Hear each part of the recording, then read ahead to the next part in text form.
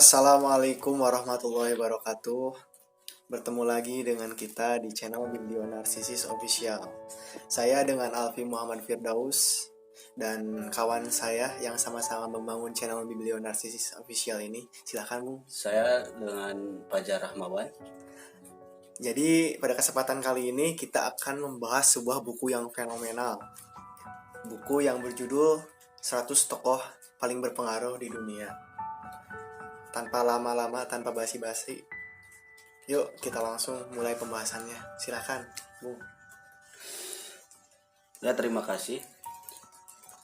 Kali ini channel Biblionarsisis Official menyajikan nuansa yang berbeda yang insya Allah nanti ke depannya kita secara konsisten mudah-mudahan akan menyajikan dari 100 tokoh berpengaruh di dunia dengan metode satu hari satu tokoh yang insya Allah kedepannya akan kita share ke kawan-kawan.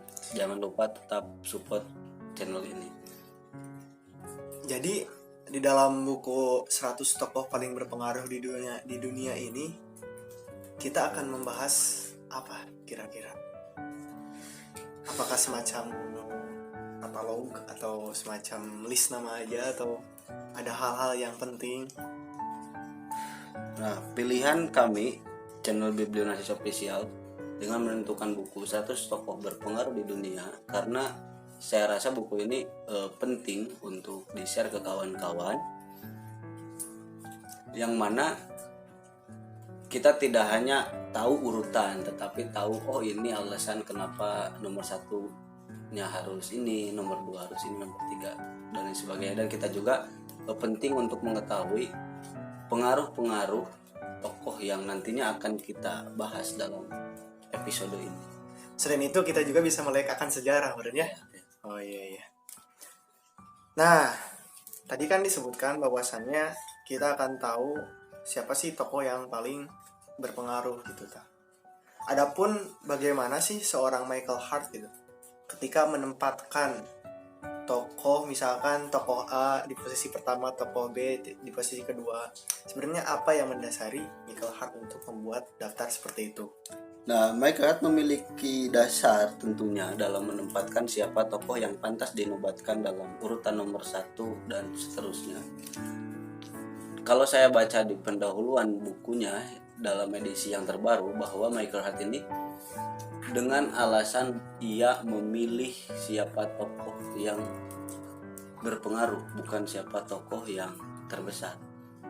Kalau berbicara tokoh yang terbesar, dia juga memberikan gambaran bahwa Isaac Newton itu dipilih sebagai tokoh terbesar di buku Voltaire. Tetapi Michael Hart memiliki pandangan lain dengan alasan dia menempatkan orang yang berpengaruh, bukan orang yang terbesar. Oleh karena itu, terlepas itu nanti pengaruhnya baik atau pengaruhnya buruk, Michael Hart memberikan ruang. Contohnya, nanti di urutan kesekian ada sosok Stalin yang menurut Michael Hart dia adalah orang yang berpengaruh meskipun bengis dan tidak berperasaan, kata Michael Hart. Termasuk Hitler. Tetapi Michael Hart tidak menempatkan sosok Bunda Kabil ini meskipun dia tokoh yang besar gitu. Karena entah mungkin dia tidak melihat pengaruh seperti tokoh-tokoh yang lain atau seperti apa. Mungkin itu alasan Michael Hart. Oh, jadi dasarnya itu adalah keberpengaruhan secara baik itu roda sejarah manusia atau bahkan terhadap pola hidup kita pada saat ini. Ya. Langsung saja mungkin untuk urutan pertama kira-kira siapa?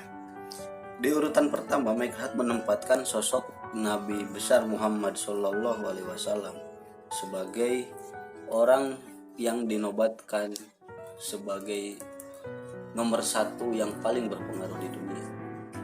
Jadi Michael Hart menempatkan Nabi Muhammad SAW, sosok Nabi Muhammad sebagai orang nomor 1 yang berpengaruh di dunia. Alasannya apa kira-kira? Ini menarik. Alasan Michael Hart menempatkan sosok Nabi Muhammad sebelum berbicara mengenai pengaruh, Michael Hart melihat bahwa sosok Nabi Muhammad ini sosok yang unik. Dalam artian beliau dilahirkan di daerah yang berbeda dengan tempat kelahiran tokoh-tokoh nanti ke depan.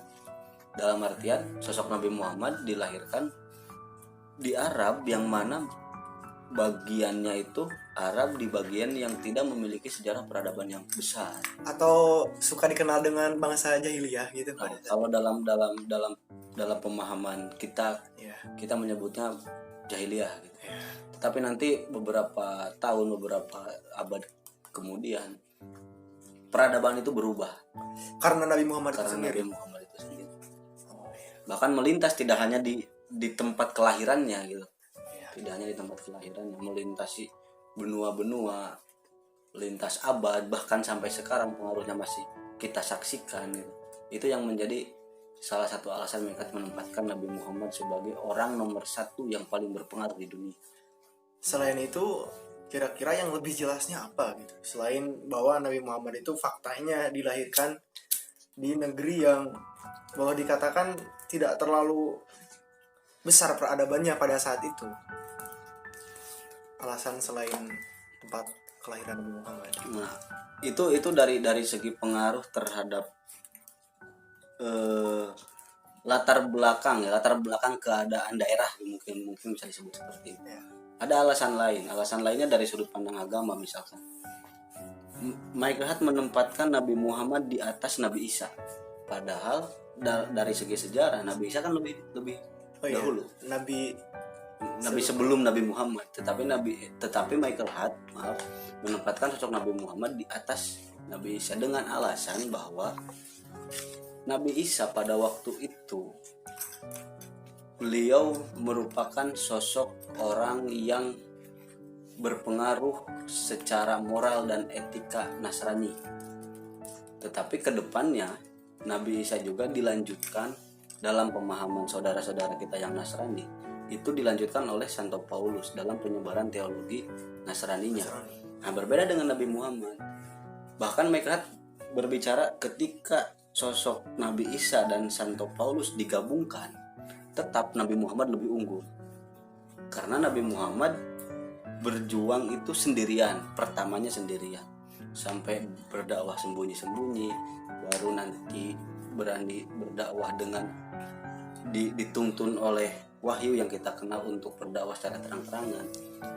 Beberapa hambatan dan rintangannya, tetapi Nabi Muhammad melanjutkan itu sendirian. Ini dari sudut pandang agama ya. Dan kita juga kenal sampai sekarang bukti dari perjuangan Nabi Muhammad yang kita kenal sebagai wahyu yang dibukukan, wahyu yang kita kenal sekarang sebagai Al-Quran, yang merupakan mujizat Nabi Muhammad, itu masih utuh dari zaman Nabi Muhammad sampai sekarang. Berbeda dengan Nabi Isa. Dalam pemahaman saudara-saudara kita nanti kan ada perjanjian lama, perjanjian baru. ya. Itu. Sebagai testament bahasanya, testament. Ya. Nah, tadi sudah dijelaskan bagaimana Nabi Muhammad ini memiliki pengaruh yang besar dari sudut pandang penyebaran agama. Bagaimana dengan sudut pandang yang lain?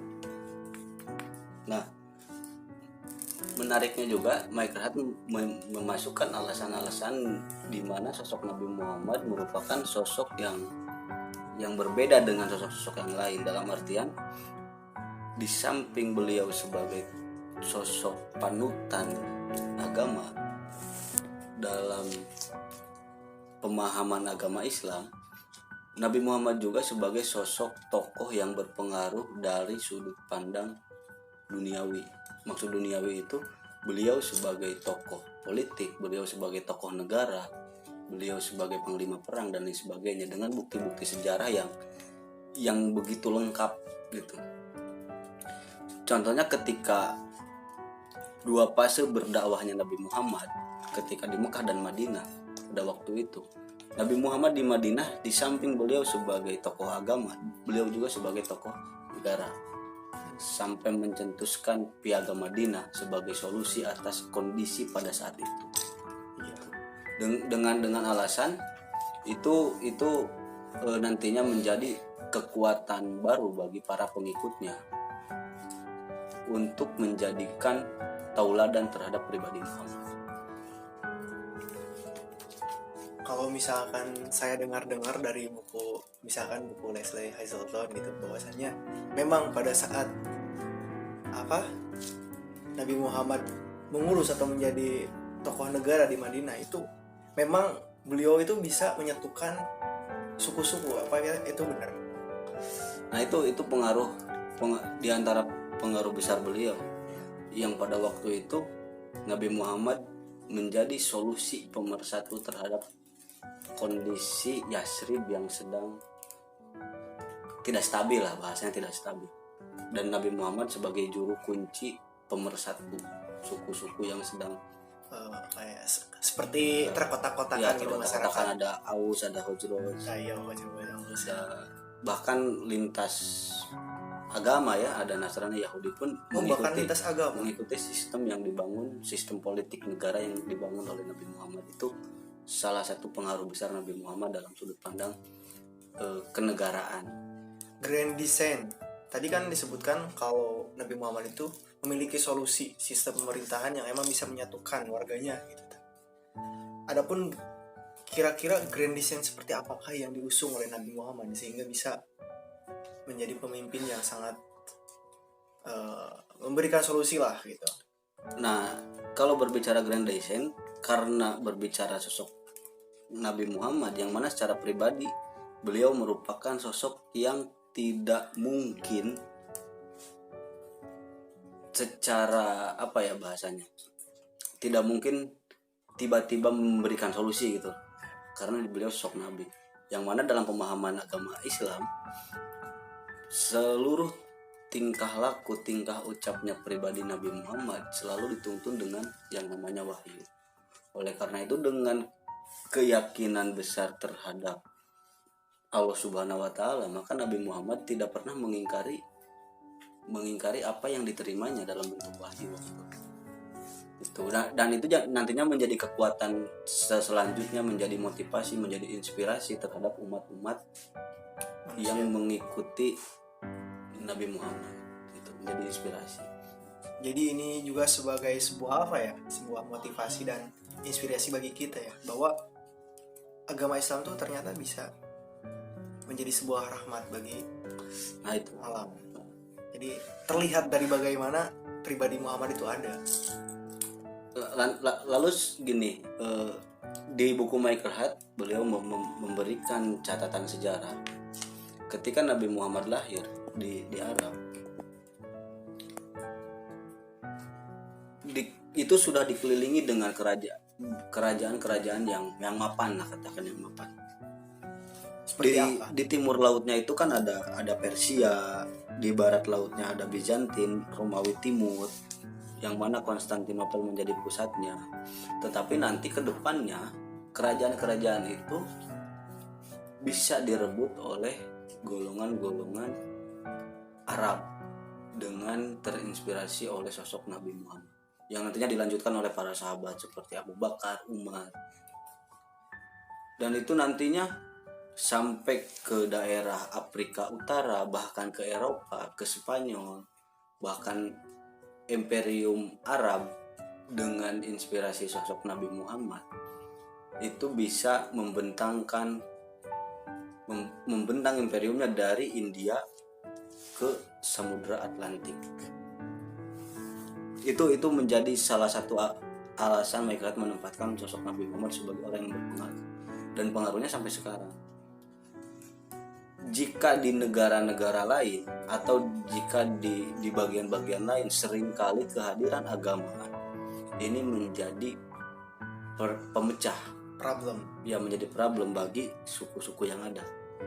Tetapi Islam tidak seperti itu, atau ajaran Muhammad tidak seperti itu. Justru ajaran Muhammad ketika hadir di salah satu daerah, di salah satu negara, justru itu menjadi solusi gitu. Nah, mereka melihat itu, oh ini ternyata pengaruh sosok pribadi Muhammad terhadap peradaban manusia sampai sekarang. Nah, mungkin itu saja untuk pembahasan kita kali ini tentang buku 100 tokoh paling berpengaruh di dunia, di mana untuk urutan pertama Michael Hart menempatkan Nabi Muhammad sebagai tokoh yang paling berpengaruh di dunia. Terima kasih untuk perhatiannya. Semoga kita bisa bertemu kembali di edisi yang selanjutnya. Wassalamualaikum warahmatullahi wabarakatuh.